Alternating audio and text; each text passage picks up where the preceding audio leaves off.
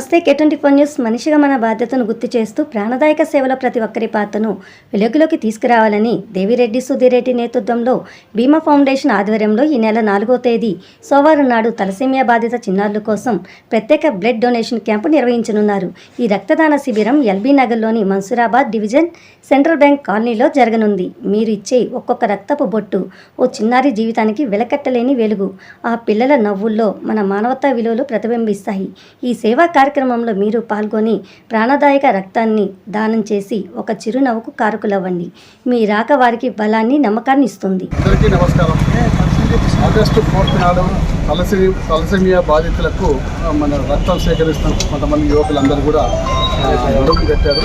ఈ సందర్భంగా తలసేమియా రోగులకు మీ వంతు సహాయం చేస్తానికి ముందుకు రండి. మరి ఆ రోజు సెంట్రల్ బ్యాంక్ కాలనీలో తలసేమియా రోగులకు రక్తదాన శిబిరాన్ని ఏర్పాటు చేస్తుంది కాబట్టి ఔత్సాహికులందరూ కూడా అందులో పాల్గొని జయప్రదం చేయాలని చెప్పి కోరుకుంటూ మీ ద్వారా తలసేమియా రోగులకు మీ రక్తాన్ని వాళ్ళకి ఇవ్వడం వల్ల వాళ్ళ జీవితాన్ని పెంచిన వాళ్ళు అయితే ఈ సందర్భంగా అమలు చేసుకుంటూ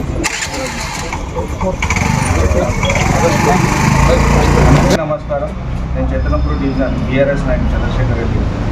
ఈ నెల 4వ తారీఖున నా మిత్రుడు మన్సూరాబాద్ డివిజన్ యువ నాయకుడు వ్యక్తిగత రెడ్డి బర్త్డే సందర్భంగా భీమా ఫౌండేషన్ ఆధ్వర్యంలో తలసేమియా బాధితుల కోసం రక్తదాన శిబిరం ఏర్పాటు చేయడం జరిగింది.